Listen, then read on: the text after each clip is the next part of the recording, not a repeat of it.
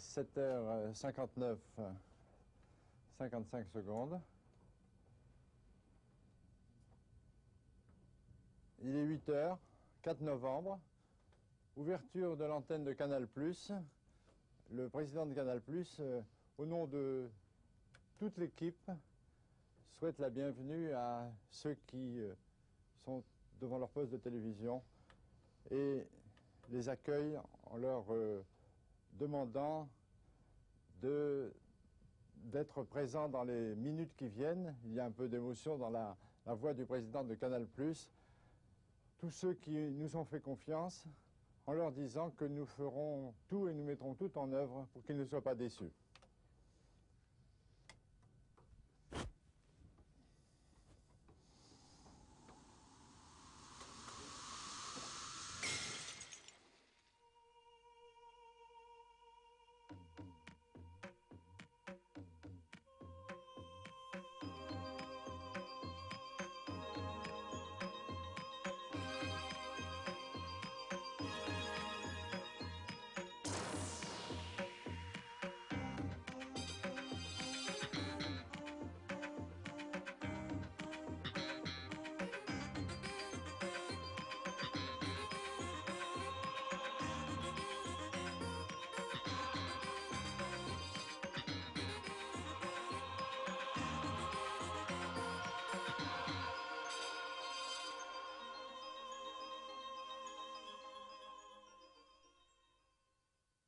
Bonjour à toutes et à tous, donc pour la première télévision du matin, sur la première chaîne privée en France. Monsieur le Président, merci de venir auprès de nous. Avec, je crois qu'on félicite les parents quand il y a une naissance. Oui, les parents, il y en a quelques-uns là, mais il y a bien d'autres parents qui sont là et puis qui vont nous rejoindre dans la journée. Et puis il y a également Gérard Depardieu, que je suis ravi d'accueillir ici justement ce jour-là et à cette heure-ci.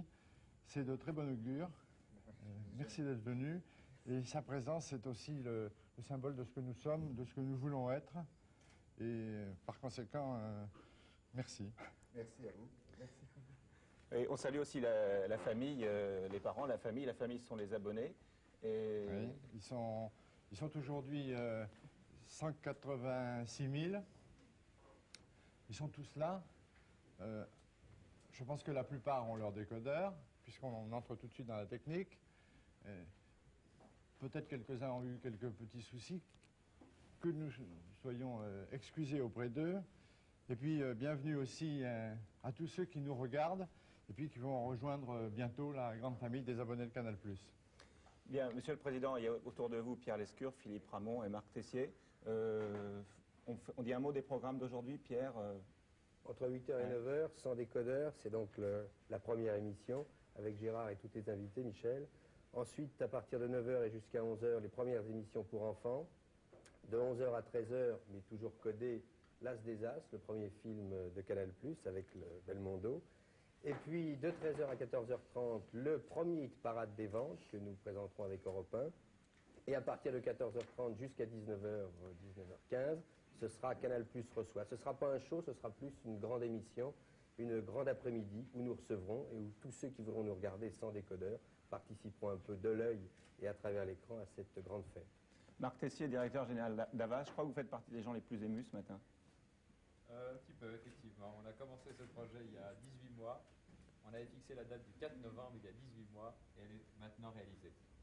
Philippe Ramon, donc on a parlé des abonnés, des décodeurs. Il y a eu un peu de panique hier, il faut le dire, et je crois qu'il vaut mieux qu'il y ait eu de la panique et qu'il y ait un manque de décodeurs plutôt que si tout s'était bien passé et qu'on ait que 30 000 abonnés. Oui, c'est la rançon du succès. On s'était un peu précipité hier et dès ce matin, à 7h, le téléphone sonnait déjà ici. Et nous avons tous nos téléphonistes qui sont là. Il y a 80 téléphonistes qui attendent les appels de ceux qui sont encore en retard. Donc cette émission étant en clair accessible à tous, s'il y a parmi les gens qui nous regardent des abonnés potentiels, ils peuvent appeler dès maintenant. Absolument. À quel numéro? Allons-y, on va pas Au gêner. 530 10 10. Bien, merci Philippe. Alors Gérard, qu'est-ce que ça représente pour le monde du cinéma, la naissance de cette chaîne qui se dit un peu aussi la chaîne du cinéma? Oh, moi je trouve que c'est magnifique. Moi d'abord j'aime les naissances. En plus, c'est vrai, je suis aussi ému. J'aime les naissances. En plus, je viens affoler les journaux. Et d'être là, la chose le matin que je fais, c'est de regarder les journaux, d'avoir une information. C'est un boulimique de... Voilà, un boulimique, et là je suis vraiment en plein dedans, au cœur. En plus, c'est drôlement bien fait parce que je vois qu'autour du plateau, il y a toutes les petites cabanes où il y a des dépêches qui tombent sans arrêt, sans arrêt. Ça, c'est formidable. Ouais. En plus, bon, pour le cinéma, je pense que ça fait partie de la même famille. Hein, et je trouve très bien le principe. Il n'y a aucun problème. Moi, ça ne me gêne pas du tout, au contraire.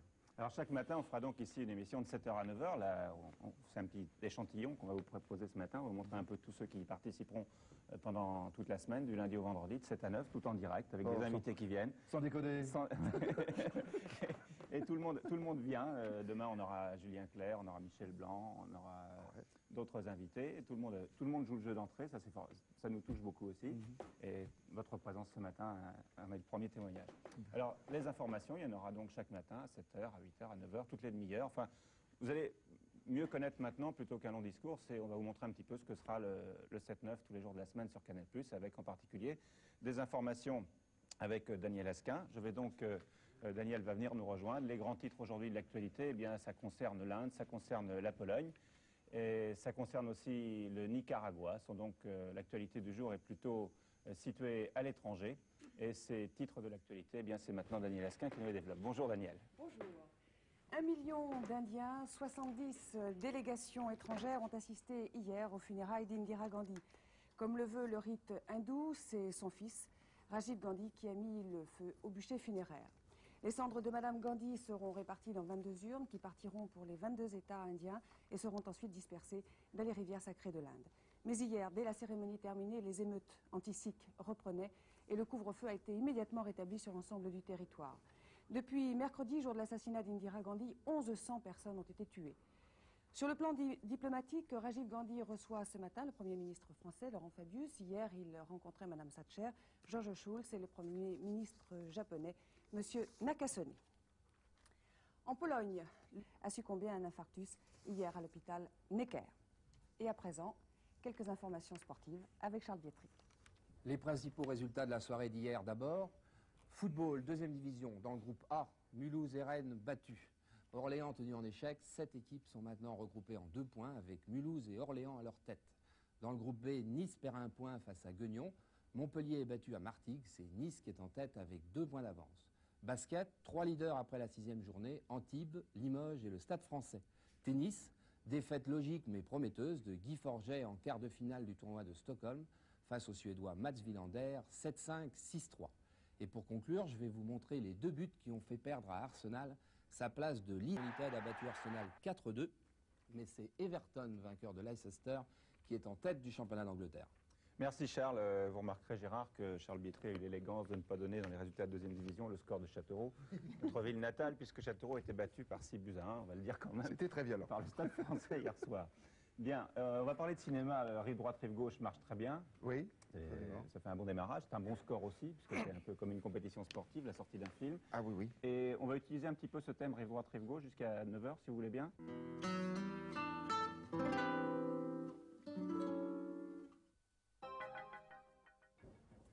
Voilà. On nous voilà à la accueille météo. dans mon bureau. On a couru un petit peu pour arriver ici. Ouais, alors ça, c'est banal et unique en même temps. C'est-à-dire que c'est la première fois qu'il y a un studio de télévision qui donne dans la rue et on voit le jour apparaître. Ce qui fait que les prévisions sur Paris le matin sont toujours exactes parce qu'il suffit de regarder par la fenêtre et on voit qu'il fait beau. Tout simplement, c'est le premier studio qui n'est pas aveugle. D'habitude, les studios sont aveugles. Alors Philippe Dana, donc, qui va être notre monsieur météo chaque matin. Bonjour Philippe. Alors, on va voir une météo rive droite, rive gauche après. On commence par On va commencer par la vue vraie d'ensemble. météo et la vue d'ensemble en général c'est la photo satellite qui est prise par Météosat, le satellite météo, et qui nous montre les images de l'Europe telle qu'elle se présente à 3 h du matin. Alors voilà, ça c'était cette nuit à 3 h du matin.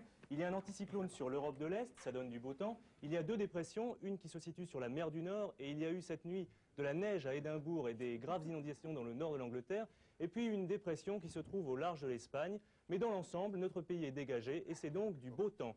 Voilà la carte de la situation prévue pour ce matin. Un temps très froid. Il y a eu cette nuit de nombreuses gelées blanches en plaine, des brumes et des brouillards du centre au nord ainsi que dans la région Rhône-Alpes et sur l'Alsace-Lorraine. Et puis, quelques nuages et peut-être quelques pluies dans l'Est, mais dans l'ensemble, un beau temps ensoleillé aujourd'hui. Quelques passages nuageux en Aquitaine en fin de journée, mais beau temps ensoleillé pour ce dimanche 4 novembre sur l'ensemble du pays. Les températures sont en baisse par rapport à ces derniers jours, une baisse sensible. En moyenne, 10 degrés sur la moitié nord, on attend 6 degrés sur le nord-est, ce qui est très peu. Et puis sur la moitié sud, une moyenne de 15 à 20 degrés, avec des pointes maximum quand le soleil sera à son fait, 20 degrés à Marseille, 20 degrés à Biarritz. Du beau temps pour cet après-midi, vous le voyez sur la carte, un grand beau soleil, avec peut-être quelques passages nuageux et des pluies sur le nord-est, mais dans l'ensemble, grand beau temps. Et puis, si on peut faire un petit microclimat rive droite, rive gauche, sur Paris et Canal+, et donc rive gauche, il y aura un bel anticyclone et du soleil. Vous allez le voir apparaître sur une carte de Paris. Voilà, bel anticyclone sur la rive gauche. Et puis sur la rive droite, il fera beau aussi, mais comme je voulais vous montrer les éclairs qui sont réalisés sur ordinateur, je vous montre quelques éclairs. Voilà, vous aurez quelques autres nouvelles de la météo tout au long de la journée sur Canal+, dans les rendez-vous d'un